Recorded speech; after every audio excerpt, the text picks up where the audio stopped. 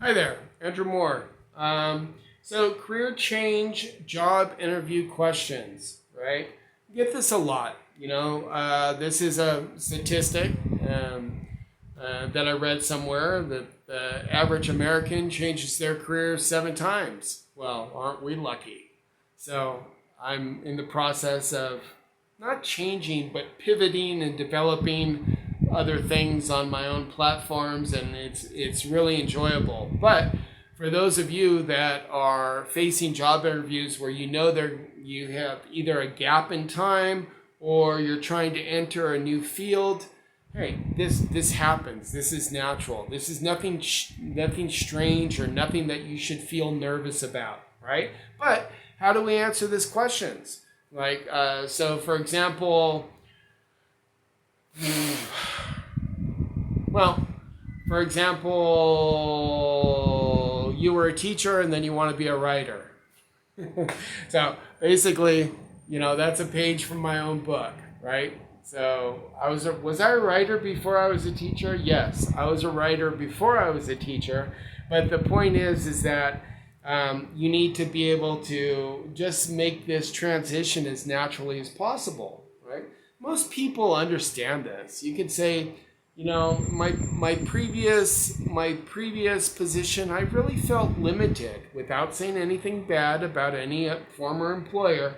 But, I was feeling limited, and I know that I have much more to offer. This market interests me in particular, so I'd really like to show you what I can do.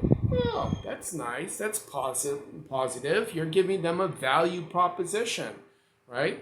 Or I have talents that I'm aware of that are being untapped in my 40-hour work week, right? So I would like to transition into this field, right? It makes sense, right? But you need to know how to extract things that you already know or previous positions and apply them in a new concept, in a new context, right? The position that you want to apply for.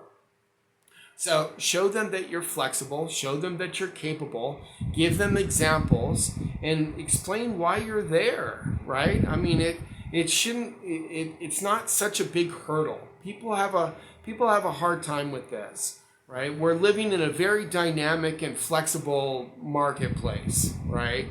To get very meta about the topic, okay?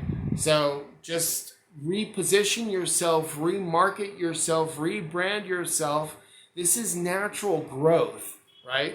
Nobody asks a tree, hey, why did you grow a new branch, right? This all makes sense. All of it's natural progression. Now, the fact of the matter is, if you're going from being a doctor to a street sweeper, you might be overly qualified.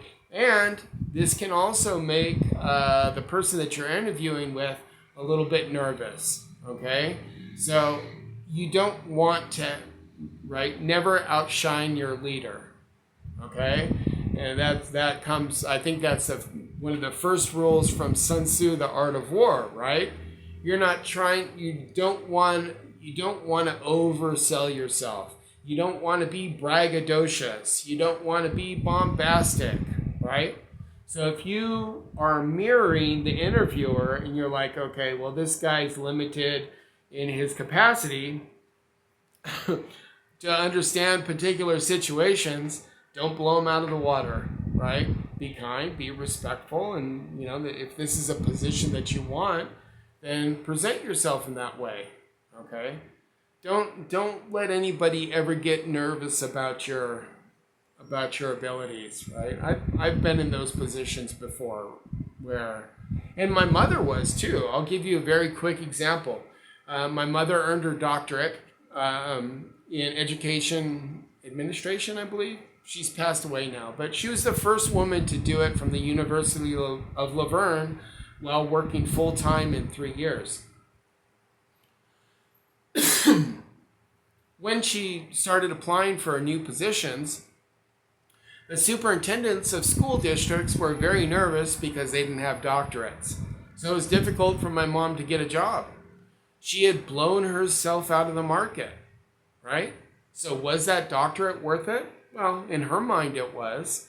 I'm not going to talk my mother down off her doctorate, right? And in such a short amount of time, she worked very, very hard for that. Was that a satisfying move for her? In her mind it was, but it outclassed her from the positions, right? So she actually, when she did finally get hired, it was a 2-hour commute each way. She'd spend almost 4 hours a day driving to work under a superintendent that was constantly constantly threatened by my mother's ability.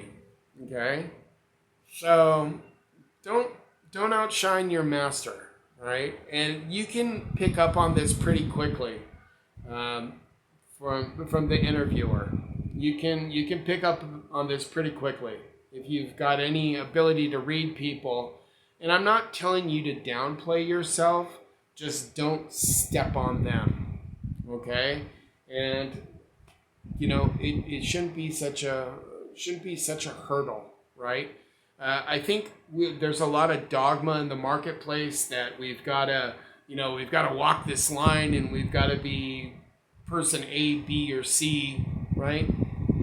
Be yourself, express what you bring to the table, and that you're looking forward to being a productive member of the company and doing great work, right? And leave it at that, okay? Don't oversell yourself, especially if it might be threatening to the person that's interviewing you. Now, this question was about, career change or gaps in employment, right? Well, unless you're an overly lazy person, and if you are, just say that you're taking a sabbatical, right? This isn't difficult to piece together, okay? So hopefully that allays some of your fears or anxiety about, but I'm changing my career. Yeah, so is everybody else. And they might do it approximately 7 times in their working life. All right?